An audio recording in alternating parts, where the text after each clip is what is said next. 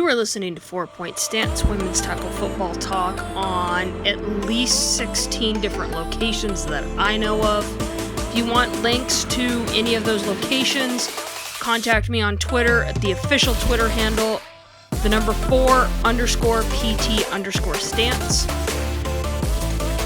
And that I can get you pretty much out of my 16.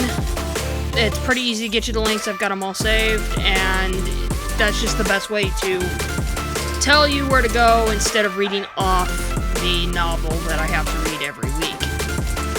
And as a reminder, the National Suicide Prevention Lifeline, especially this time of year, they are there to help 24/7, 1-800-273-8255, and the Trans Lifeline, also available to help, especially this time of year. This is a very tough year for many individuals. Canadian number is 877-330-6366, and the U.S. number is 877-565-8860. So, was going to have a show last week, but the universe apparently said not to, and just a lot of stuff coming down, but that doesn't mean I still don't have what I had planned on covering for this week. So, obviously got a bit going in.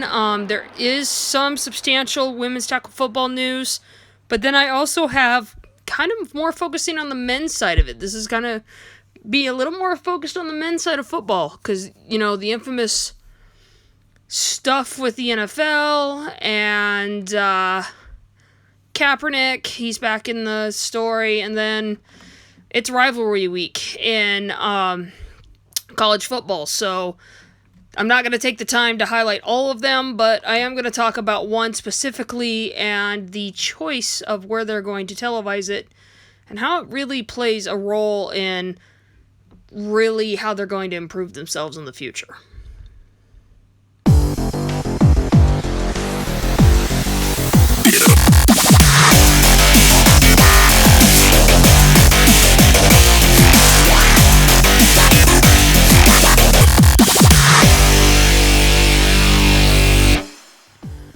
Getting right into the women's tackle football news, we've had a few teams announce that they are coming into leagues. We finally have the location for the Sacramento Sirens. We haven't seen them in roughly about 5 years. They've announced that they are going to be in the WFA this season. So that does give Portland that rivalry yet again. That'll have South Sound and Everett, another team to go against. You know, there's several teams that'll actually give Cali War somebody a little closer. It's still 8-hour drive for them, but gives them somebody. At least we'll see how well they travel to that. But there is at least somebody in Northern California now. So the West Coast is filling in a little bit, but then not at the same time. On the WTFL, 2 teams were announced. The Keystone Assault have left the USWFL and have joined the WTFL, so they are re-emerging back on the show. And considering that they have very good connections and they get along very much with the teams that are already in the WTFL, this is a good fit for them. They're able to do quite a bit. It'll be interesting how the season plays out for them and when they go forward. And then the new team that actually showed up a few years ago on my radar, but it was before the show was actually here, is the Reapers. They're the Connecticut Reapers, and they're focusing between Connecticut and New York. And they have just joined as well. So we do have another team focusing on the East Coast up in the New England area, but we can include the the Connecticut Reapers to that list. And then another piece that we can include is the WFA announced their rosters for this Team United All-Stars game. They'll be taking on the All-Stars of Mexico and Canada. That's going to be February 29th. Kind of keeping my opinion to myself on this. I know, because there's also the Hall of Fame game coming up. There's the AFB, Cancun thing, whatever. We got bigger fish to fry right now. But, yeah, that roster came out, so there is that information.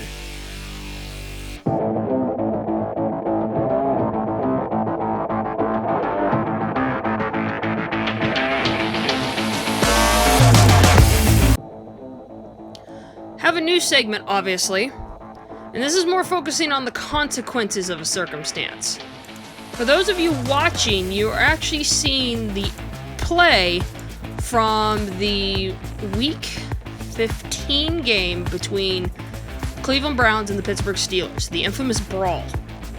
And the reason I'm showing this is because at the time, this was very substantial. To see Myles Garrett swing his helmet at Rudolph only tells part of the story. It wasn't until actually Saturday, which it was a good thing that I had the show delayed, it wasn't until Saturday did the actual list of who was fined from that brawl came out, including the two NFL teams individually being charged. 35 other individuals received fines or suspensions of some sort. You had Cleveland Browns getting fined $250,000. Pittsburgh Steelers also $250,000. Looks like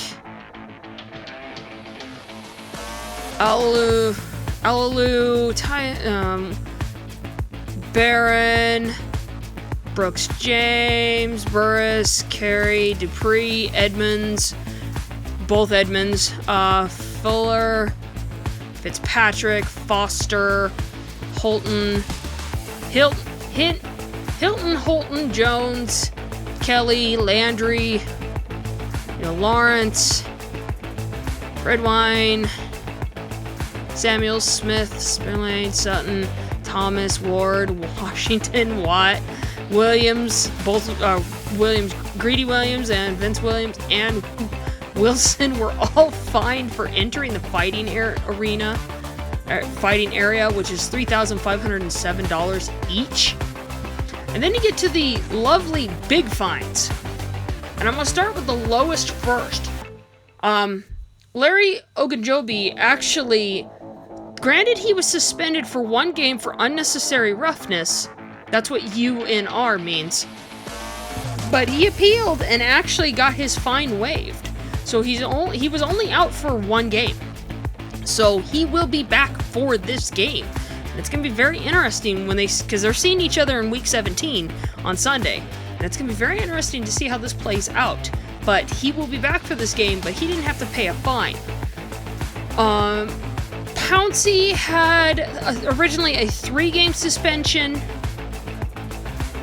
He appealed it and got it cut down to 2, but he still had to pay a $35,096 fine.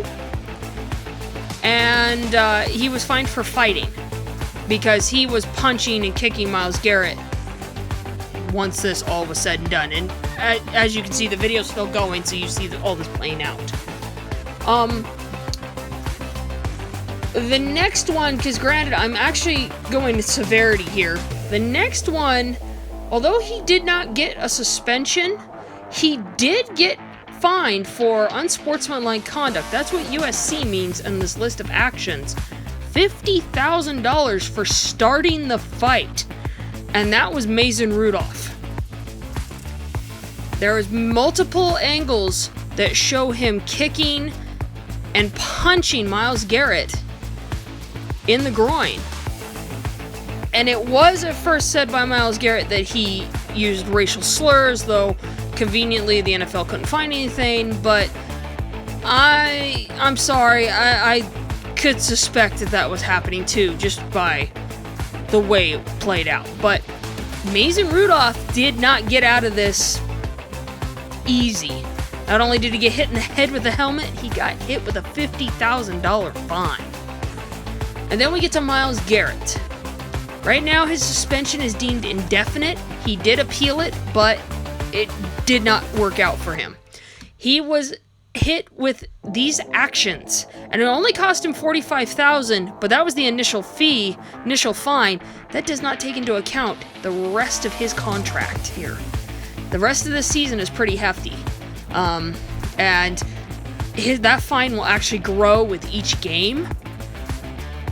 From last week, $45,623 is what it cost him. This week coming up, it's going to cost him probably the same, just because of his contract, how much he makes a game.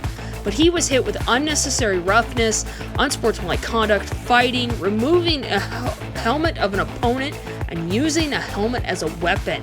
That resulted in the indefinite suspension, and he will be looking at least the 2019 season and post, and he has to meet with Roger Goodell to possibly look into making it into the 2020 if he does not face a suspension even into 2020. So this is pretty hefty, and granted, if he hadn't removing the helmet would have been one thing, but if he hadn't swung the helmet, he probably would have seen the rest of his season or half the season gone, or half of it. But because of that infamous swing that he did, there was no saving him. So that's what's coming down. Just watching the video over and over, it still plays it out, especially when it slows it down. And everybody wants to say, oh, Myles Garrett, they're using the typical language here. And that's the part we got to stop, when they want to use the typical language of, oh, he was being violent, blah, blah, blah. No. Yes, violence was there, but there's a whole different animal in all of this. The one individual that I'm glad that did not get fined was number 66, DeCastro. DeCastro actually was probably the one that managed to de-escalate a number of situations, because not only was he trying to get Myles Garrett out of the situation, he was protecting him when Pouncey was trying to hit him and kick him on the ground. And I'm glad to see that the Cloud did not get in trouble for actually doing his job. Granted, you have to protect your quarterback, but if your quarterback's going to be a total dimwit, I'm not saying swing a helmet at him, but, I'm not saying swing a helmet at him. That's all I'm saying.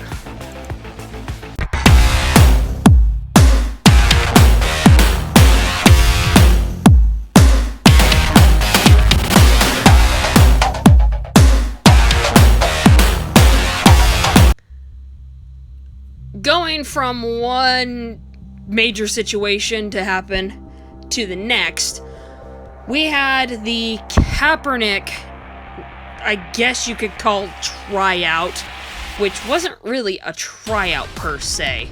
I actually have playing, for those of you watching, even though it is not exactly the best footage, just because of who was filming it, but I have playing in the background of those watching on YouTube Kaepernick's workout that he held at the high school because of the circumstances surrounding that. To kind of give you a little bit of a brief overview of what led to that situation. Originally, the NFL claimed that they were going to give Kaepernick a chance to try out for all the teams, but it had to be on their terms. It was going to be at Atlanta's facility on a Saturday. A large number of, and that wasn't tradition. Tradition was usually a Tuesday when all of the teams could be present, because you didn't have teams traveling for their games. But anyway, so that was the initial step. We find out that while that was going on, there were requirements that Kaepernick asked for that the NFL denied. The NFL wanted Kaepernick to sign a form that said that he wouldn't sue him if he didn't get picked. Kaepernick refused and tried to ask for a waiver that would just clear the NFL of his injuries. And that seemed to be setting it all downhill. And when Kaepernick asked for the ability to have his team do the film, the NFL said no. And that's when he pretty much walked out and decided to do it on his own. Now, some people want to say, well, that's why he won't get there, but I do agree with several comments online that they want him to fall in line to get a job, but they're not going to, they're always going to make it one step out of the goal, because he feared that the NFL was only going to show his bad looks so that they could justify that they didn't want him in. Now, the reason why Football and Law is in this episode is I thought it was a good time to remind everybody of what Kaepernick what this Kaepernick versus NFL battle has been about. We already know that Kaepernick took a knee in August of 2016. Well, originally sat, but then took a knee to protest against police brutality, and it started a shitstorm that pinned the owners against the players. As a result, Kaepernick did the 2016 season, was getting ready for 2017, opted out of his contract because he did not want to be with San Francisco, and he was going to be a free agent anyway. And after that, he was essentially blackballed. So when the NFL was going to have a little meeting with a group of players to how to improve this circumstance without him, some audio had got leaked in the process that brought up this grievance per the collective bargain agreement. So what I'm hoping is, because I have a copy of Colin Kaepernick's demand for arbitration on this matter, I was going to read it in its entirety so everyone understands what Kaepernick's side of it is against what the NFL was publishing. This is the official court document that Garagos and Garagos, his lawyers, actually applied. It says, in the matter of arbitration, Colin Kaepernick claimant versus National Football League et al. Respondents. To the National Football League and all 32 teams comprising the league, please take notice that claimant Colin Kaepernick hereby commences the enforcement proceedings pursuant of Articles 15 and 17 of the National Football League, quote, NFL, Collective Bargaining Agreement, quote, CBA. CBA Article 17, Section 1 states, no club, its employees, or agents shall enter into any agreement, express or implied, with the NFL or any other clubs, its employees, or agents to restrict or limit individual club decisions making as follows. 1. Whether to negotiate or not to negotiate with a player. 3. Whether to offer or not to offer a player contract to any player. Or 5. Concerning the terms or conditions of employment offered to any player for inclusion or included in a player contract. CBA Article 17, Statute 1 is where this came from. During the 2017 NFL season and continuing to the present, the NFL, by and through all NFL team owners, NFL employees, and team employees have entered into and enforced implied and or expressed agreements to specifically deprive claimant Colin Kaepernick from employment in the NFL, as well as from practicing with and or trying out for NFL teams or for which Mr. Kaepernick is eminently qualified. Respondents NFL and NFL team owners have colluded to deprive Mr. Kaepernick of employment rights in retaliation for Mr. Kaepernick's leadership and advocacy for equality and social justice, and is bringing awareness to particular institutions still undermining racial equality in the United States. Further, respondents have retaliated against Mr. Kaepernick in response to coercion and calculated coordination from the executive branch of the United States government. Colin Kaepernick demands the prompt selection of a system arbitrator pursuant of Article 15 of the CBA. Expedited discovery included depositions and document production pursuant to Article 15 and a prompt Article 17 enforcement proceeding. Let's take a break. That right there is the opening statement of what this started. And yes, you heard correctly, the executive branch of the United States government. That is naming the president. As he infamously called him, saying, "Get that son of a bitch off the field." And I am quoting literally.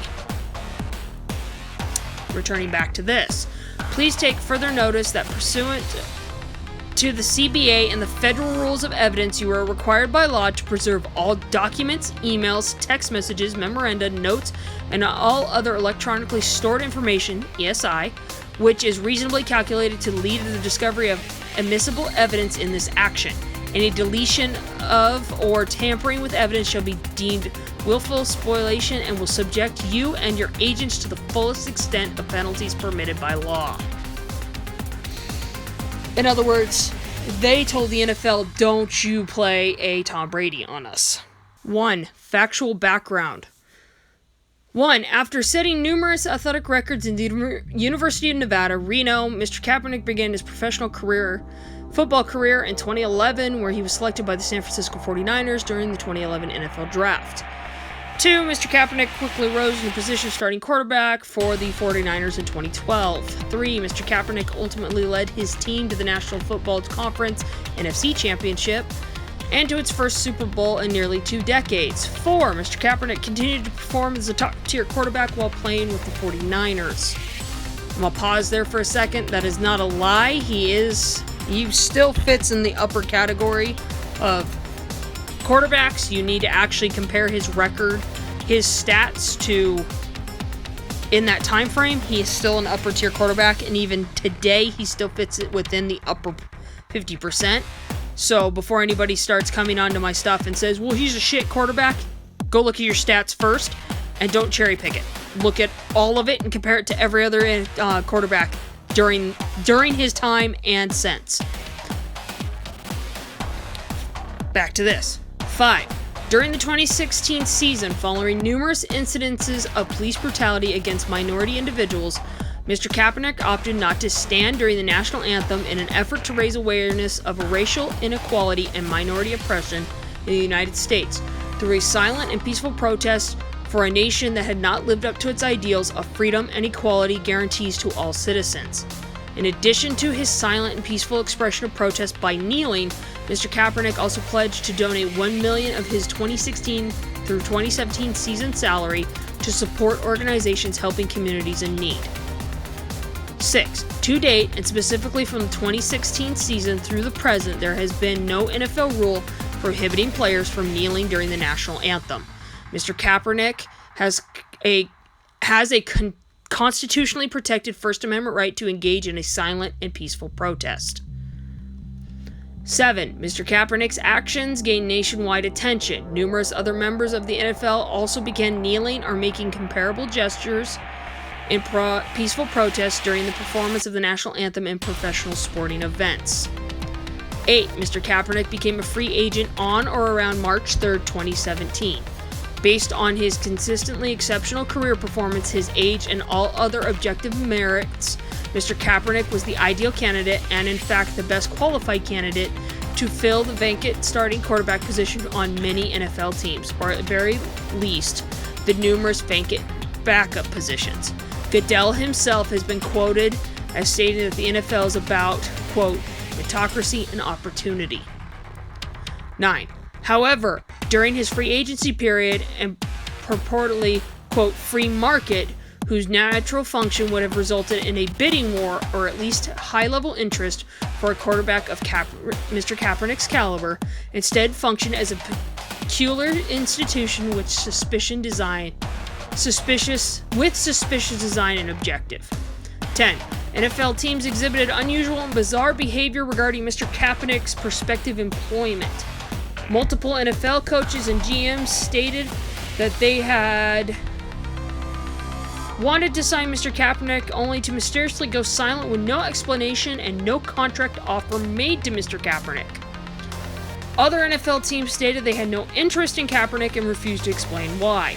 NFL teams who ran offensive systems favorable to Kaepernick's style of play instead employed retired quarterbacks or quarterbacks who had not played in a regular season game in years and signed them to significant contracts while prohibiting Kaepernick from even trying out or interviewing for those jobs. On or around September 22nd, 2017, during a campaign rally speech in Alabama, Donald Trump referred to NFL players that knelt during the national anthem as son of a bitches, implying that Kaepernick was a son of a bitch, and demanded that NFL teams fire these players. Since then, Trump, Pence have posted tweets and engaged in various public relations stunts designed to retaliate against Kaepernick and other players that have joined in Kaepernick's peaceful protest. Following Trump's September 22nd, 2017 campaign rally, NFL owners and affiliates feigned concern for players by either kneeling alongside them or joining them in locking arms, and were even featured on the cover of Sports Illustrated doing the same. However, such conduct by NFL owners proved to be a public relations stunt designed to appear empathetic to players. In reality, NFL owners threatened players with fines and suspension if they refused to stand for the national anthem in the following weeks. 12. On or around October 10, 2017, NFL Commissioner Goodell announced a proposed NFL rule change requiring players to stand during the national anthem, thereby conceding that there was no such rule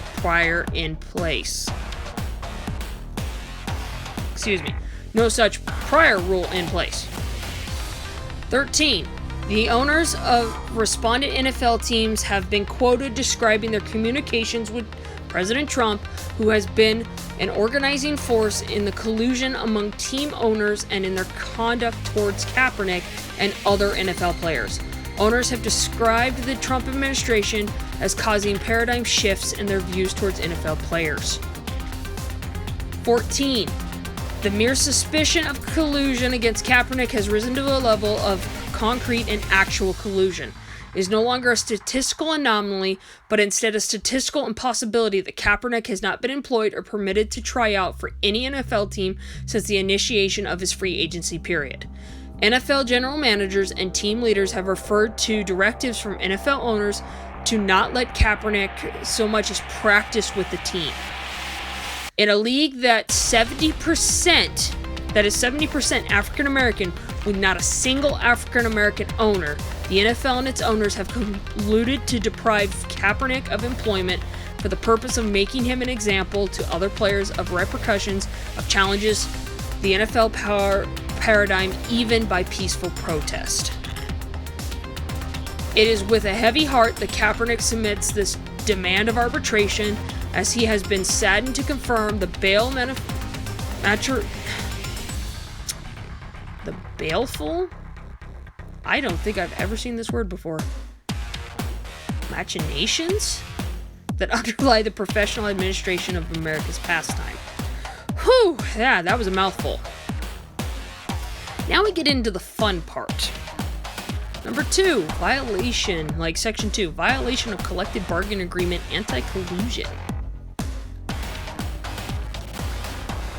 And mind you, when you read these, the numbers keep going. It's not like 2, 1. No, it's 2, Section 2, and then we go number 15. Claimant Colin Kaepernick incorporates the above referral allegations through set forth fully herein. 16. Respondent NFL and all 32 constituent respondent NFL teams are in violation of the CBA's anti-collusion provisions as set forth in Article 17. 17 restates the Article 17. No club, its employees, or agents shall enter in any agreement, express or implied. Blah, blah, blah. 18. Respondents have engaged in express or implied collusion by prohibiting Kaepernick from practicing within a team, prohibiting Kaepernick from trying out within a team, and prohibiting Kaepernick from being employed within a team despite his qualifications. Respondents have undertaken said collusive conduct in retaliation for Kaepernick's invocation of his rights under the First Amendment and his leadership in bringing attention to racial inequality and social injustice. Said conduct has been manifest in NFL team owners' communications with each other, with the executive branch of the United States government, on social media, and through efforts announced by NFL Commissioner Goodell on October 10th, 2017, to nuck Pac-12 enact rules and regulations not previously on the books to prohibit and preclude Kaepernick and other players from kneeling. Number 19, Colin Kaepernick requests all relief permitted by Article 17 of the CBA, and 20, based on the public statements made by the NFL owners and NFL Commissioner Goodell regarding the foregoing matters. Claimant Colin Kaepernick respectfully requests that the NFL and its teams waive such confidentiality requirements as it may exist under Article 15, Section 10 to permit all proceedings to presumably open to the public. This was dated October 15th, 2017. And that's got Garagos and Garagos, all that. Now, what's interesting is, well, it goes on from here because it's the state of California, it was filed in LA, and then this literally has the addresses of all 32 teams and the main office. But that is Kaepernick's grievance right there. And I know some of you are like, well, that still doesn't say anything. Having written multiple papers on this through college, I can tell you right now that Kaepernick had a hell of a case. Because remember, the NFL did settle with him for an undisclosed amount. They settled out of court so that it didn't drag on. We don't know how much it is because the NFL didn't want it to leak. And Kaepernick, it sounded like, was held under court order he couldn't exactly say. Though at this point, I kind of think somebody just said something, if somebody just accidentally said something and didn't, whatever, but it is still very interesting that the NFL had to settle out of court, but he is still without a job. So think about that. And I read this a while ago, kind of in parts, but I really wanted to read it to get fresh in people's minds to remember what really is going on here. And realize there's more to the story than what you're getting from the NFL. That was Kaepernick's side of it. But only partial. That's the legal side of it. And for the record, remember, the NFL settled out of court with Kaepernick for an undisclosed amount of money.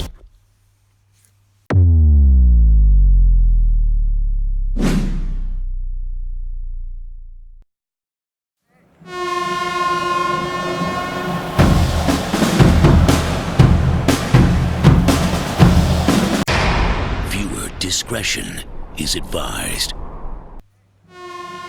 So I thought about doing something a little different for Real Brew, since I'm still kind of focusing on the dumpster fires of men's football. It's rivalry week, and Ohio State, Michigan, Iron Bowl, Egg Bowl, those.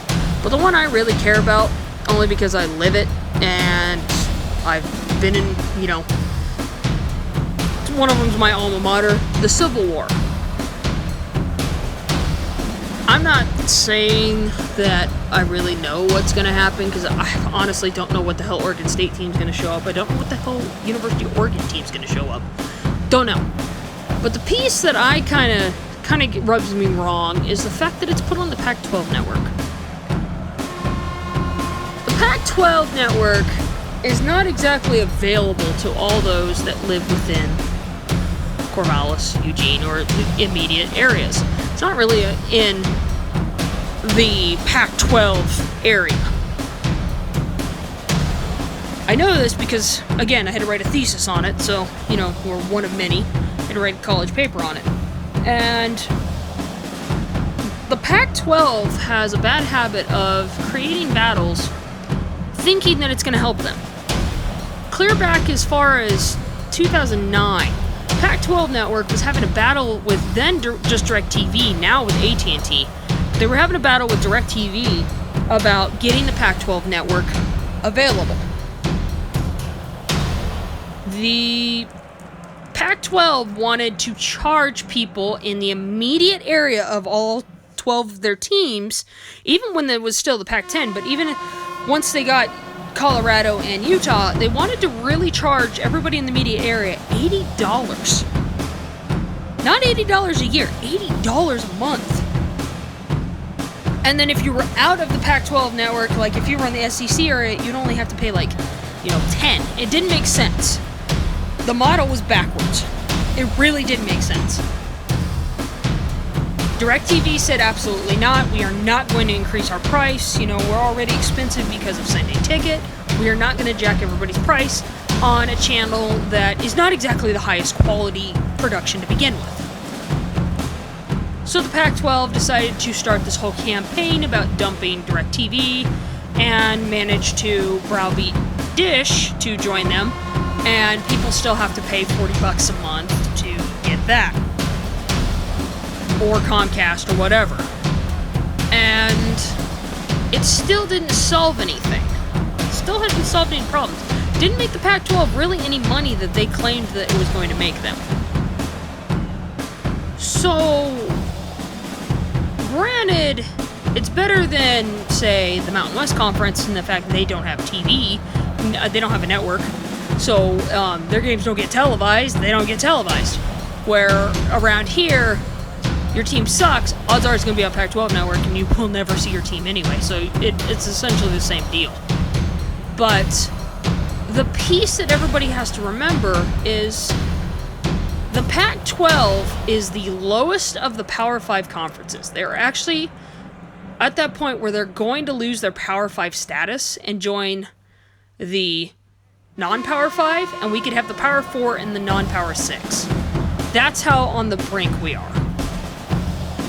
Because you have the highest paid commissioner in the entire college football system. Commissioner Scott makes $4 million. I'm dead serious. He made $4 million a couple years ago. He's probably making almost $6 now, just based on their progression. I don't know why, considering that Pac-12 in the, I guess you could say, sports where it matters, where the money makers are. Granted, the Pac-12 is considered the Conference of Champions, which is true because they have many championships, and most of it's women's sports, and it takes the next conference like several hundred before they're even able to come in second place. There is that, but media, unfortunately, only cares about the Big Four on the men's side. And lately, yes, Pac-12 has had consistently basketball teams in the within that, March Madness stuff, but there's still the East Coast bias, so those conferences benefit.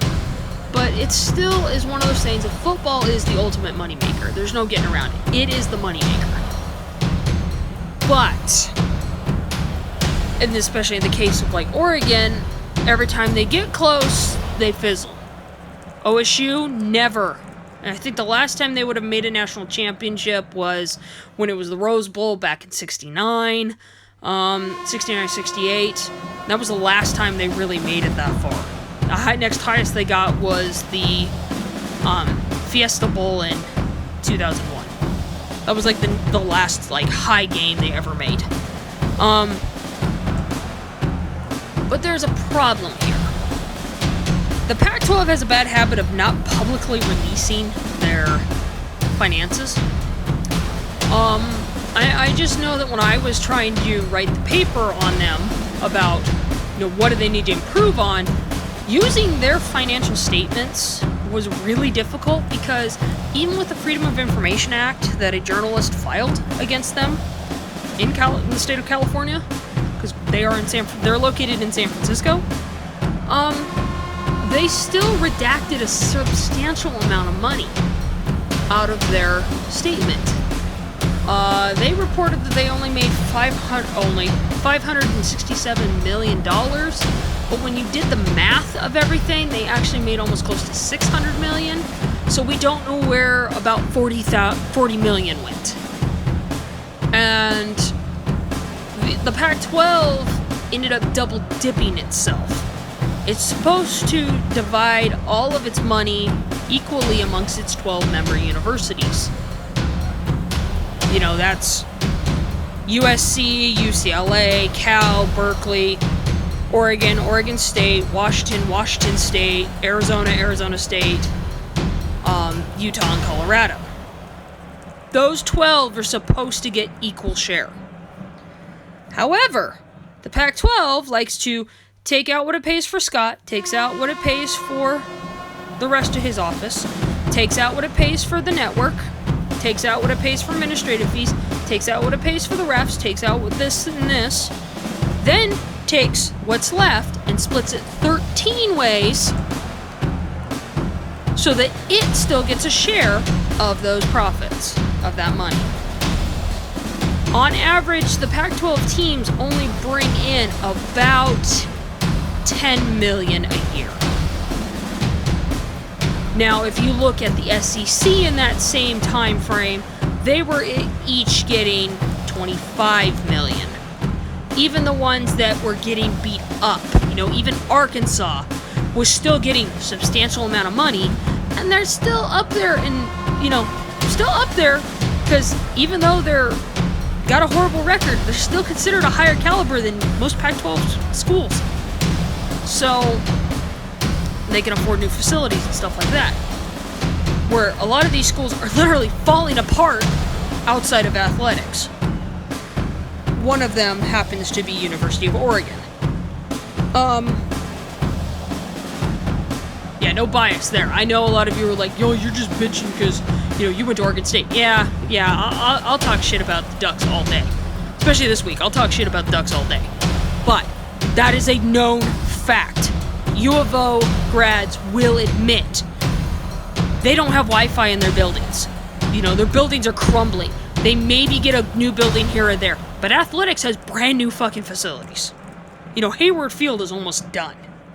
They have the Moshofsky that only seems like athletics can use. It's a bitch to get into. I know this from many other things. They have the Moriata Center that only the football team can get into. They have turf on their baseball field. Like, come on, Athletics, men's side of the athletics seems to get handed stuff like crazy. The only one that got the short end of the stick there was when baseball came in. Wrestling was squashed. Oregon State adopted all the wrestlers, and we see how the men's baseball team really did well, considering that the Beavs still kick their ass. But putting that all aside, there's still an issue here. There's still an issue. With every year, the Pac-12 wants to claim that they're getting better, yet when you look on, the shows where it's like ranking them, yes, you see the Ducks always up there for whatever reason. Even if they died for 3 games, they'd still be ranked in the top 25. When they don't, it's amazing. You'll see Stanford come in because of prestige. You'll see USC, Wazoo, Arizona State, Oregon State, maybe Cal. They apparently, even when they're doing well, can't break that mold. And some of it is bias in the system, and other parts of it is, I think, prestige. Athletic prestige. Never mind that those schools might actually be better academically, but that's for another discussion. One of the biggest complaints I have here with this Civil War being on the Pac-12 Network, this is the 6th oldest rivalry in the nation. 6th. This should be the 100 and 24th Civil War or something like that. The only time they haven't had Civil War was World War II. And it was because Oregon State couldn't field a team, and the University of Oregon agreed not to hold it because they were in the middle of being deployed for World War II. That was the only year it didn't happen. So, it's still a very old rivalry. It takes an Ivy League school. I mean, really, the Ivy League schools have older rivalries. That's it. So, for it to be put on a shit network is kind of questionable. Especially considering, as I've said before, most Oregon State and University of Oregon fans cannot watch it on their subscriptions. Now, saying all that, there is a 7-day trial for Pac-12 Network that I know, like, I personally will be exploiting because fuck Pac-12 on this shit. I want to be able to watch Civil War, goddammit. At least it's at 1 o'clock and I'll be awake for it. But, you know, God forbid some of us can actually watch this game and it not be really bad camera work. You know, commentators are questionable. The review, ugh, God, don't even get me started. Reffing, ugh, jeez. It really wouldn't be a season without some controversy out of the Pac-12, as you've seen me do in several rules of the game kind of things. But it's just constant one thing after another with this conference. And I think that if people really paid attention to what's going on, the Pac-12's problem is not the teams. The Pac-12's problem is the Pac-12. Their network sucks because they refuse to allow a higher caliber production group, be it NBC, Fox, ESPN, handle their content. Handle the filming, handle the, you know, all of that. Instead, they would rather still stay this low capacity and alienate their own fan base. One of the suggestions I had during my paper was if the Pac-12, instead of charging everybody $80 within the market, if you charged everybody within the area, say, $6 a month to watch Pac-12 Network. Everybody within the immediate, I think I put it like within 40 miles, like 30 to 40 miles of your school. Which, you know, for somebody like me, I would actually hover and have both OSU and U of O within there. But it would be, you know, they're regionalized. There's Pac-12 Washington, there's Pac-12 Oregon, you know, that kind of stuff. But the schools themselves, the Washington schools, you know, Pullman would be able to really watch their stuff. Wazoo would be able to, you know, Seattle could watch their stuff for the Huskies. But that kind of stuff. And then if you were outside of that, if you were outside of the Pac-12, so Mountain West, you know, then it was $10 a month. And if you were beyond even that, you ended up being $12 to $15 a month. People would buy that. Because in truth, it wouldn't raise the bill all that much. It really was pretty easy going. You know, yeah, I mean, that sounds expensive, but considering how the bill plays out, it actually wasn't half bad. And because I knew from my experience that an average bill with DirecTV was, if you didn't have Sunday Ticket, was like, you know, around $100, what was, you know, $6 more. And like, yes, okay, yeah, you do that. No, yeah, that still increases 20, you know, $50 here or there, whatever. If you were able to actually watch stuff and it was high caliber, you wouldn't care. It's the same reason why, you know, if the Pac-12 was incorporated with, like, you had the sports package and it was incorporated where you got the SEC network and which is ESPN, but you know, the Big Ten, the ACC, and all that stuff all together. You just have to pay it according to where you're located. People wouldn't question that. Instead, the Pac-12 has it inverted and they can't figure out why nobody's watching their shit. You know, that's one thing. They do not release their ratings ever. Ever. The Nielsen has them ranked really low in comparison, but I kind of feel like Pac-12 doesn't use Nielsen ratings, which makes sense, because Nielsen nowadays doesn't exactly document properly, but they have means to keep track of everything, even digitally, and they don't even do that. They just brag about how they can do stuff, but they don't cite their sources.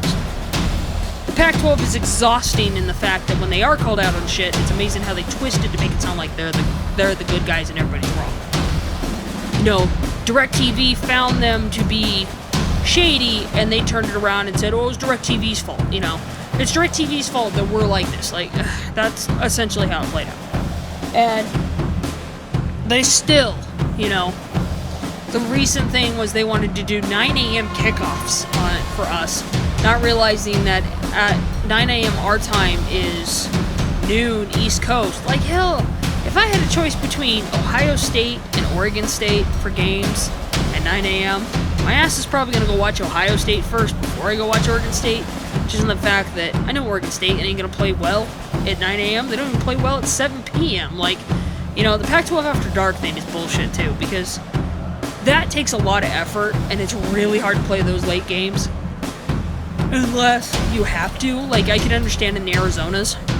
You know, for Arizona State, being in Tempe and Tucson, I can understand that. Because of temperature. I can understand that.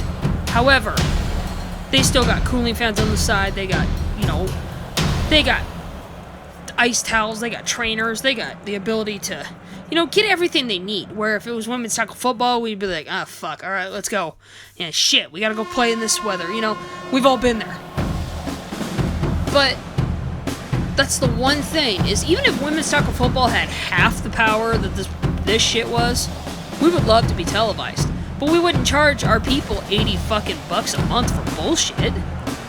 I mean, granted, we have some groups that are trying to charge them for what I would consider, you know, I think Pac-12 sits above their standard, but yeah, it's for another time. No, you notice I didn't say any names, because I don't want to start that whole shit story. But for an apparent Power 5 conference, they don't think this through.